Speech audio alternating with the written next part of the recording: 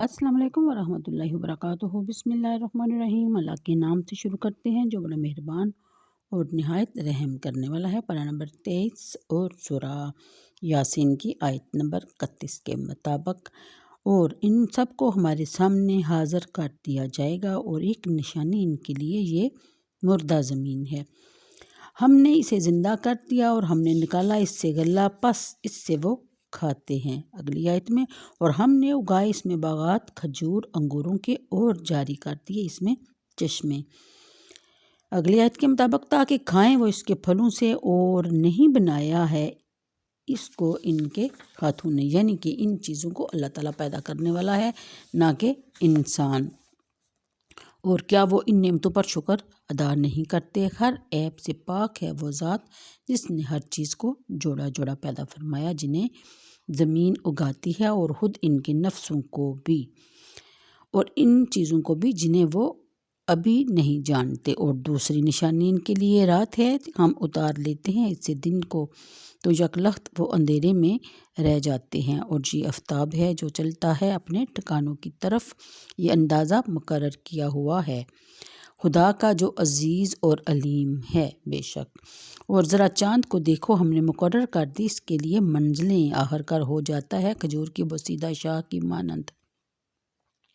फिर बयान फरमाया जाता है कि ना सूरज की ये मजाल के पीछे से चाँद को आप पकड़े, और न रात की ये ताकत के दिन से आगे निकल जाए। सुबहान अल्लाह।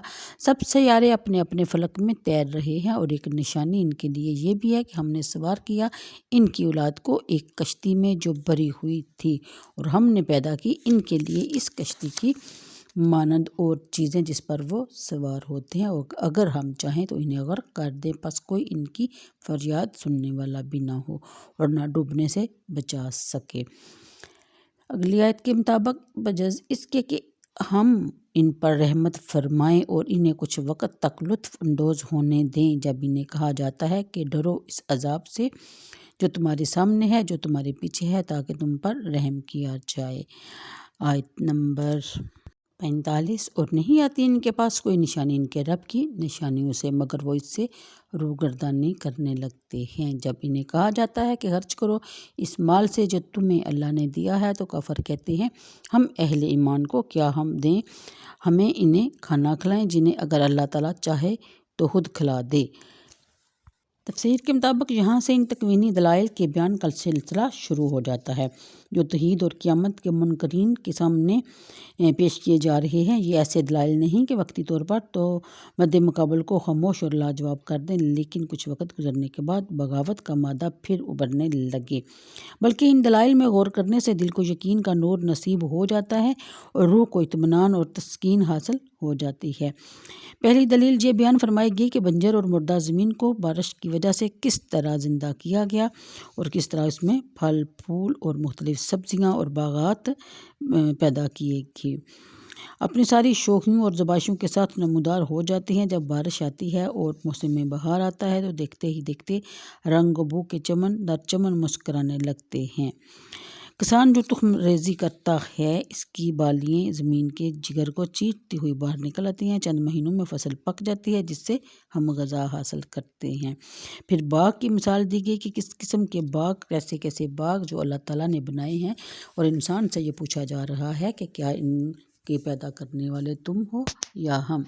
और फिर चश्मों की यानी कि पानी की मिसाल दी गई कि उन के लिए जो पानी हम लोग इस्तेमाल करते हैं, आबपाशी करते हैं, वो कहाँ से आता है। और फिर इनके ज़ायक़ों का ज़िक्र फरमाया गया कि कैसे मुख्तलिफ़ ज़ायक़े एक ही बाग में मुख्तलिफ़ के दरख्त होते हैं फलदार, और उनके ज़ायक़ों में कितना फ़र्क आता है। कोई मीठा होता है, कोई ख़राब हो जाता है, कोई बहुत ज़्यादा मज़ेदार होता है, और कोई बद मज़ा। बयान किया जाता है कि और ये ना समझो कि इंसान और हवानात को ही मुज़क्कर और मुअन्नस पैदा फरमाया, इसी तरह इनकी बका और नशोनुमा का एहतमाम कर दिया है, बल्कि इस सबूह को दूसरे ज़मीन से जो चीज़ें उगाई जाती हैं इन्हें जोड़ा जोड़ा बनाया है। नर और मादा का सिलसिला दरख्तों, पौधों, फलों और फूलों, झाड़ियों, घास गर्ज़िका के जो चीज़ ज़मीन से उगती है, इसको नर और मादा में तकसीम कर दिया गया है। اور جعلنا الریاح لواقیہا سے بتا دیا کہ نر درخت کی تولیدی اجزاء کو ہوائیں اٹھا کر مادہ کے پاس لے جاتی ہیں اور اسے باردار کرتی ہیں۔ تلقیح کا عمل صرف حیوانات کی دنیا تک ہی محدود نہیں بلکہ حیوانات، نباتات اور ایسی جناس جن کو ابھی تم جانتے بھی نہیں ہو وہاں تک پھیلا ہوا ہے۔ مزید تشریح کے لیے ضیاء القرآن کی جلد دوم سوم ہجر آیات 22 کا حاشیہ ملاحظہ کیجیے۔ پھر اپنی قدرت کاملہ اور حکمت بالغہ کی ایک اور دلیل بیان کی جا رہی ہے کہ جب دن ہوتا ہے تو ہر طرف نور ہی نور پھیل جاتا ہے، جب رات آ جاتی ہے تو نور غائب ہو جاتا ہے، ہر طرف اندھیرا ہی اندھیرا چھا جاتا ہے۔ اگر ہمیشہ دن کا اجالا رہتا یا ہر وقت رات کی تاریکی پھیلی رہتی تو یہ نظام عالم درہم برہم ہو جاتا۔ تو آج کے لیے اتنا ہی، مجھے دیجیے اجازت، دعاؤں میں یاد رکھیے اور ویڈیو کو لائک اور شیئر کر دیا کیجیے۔ اللہ حافظ۔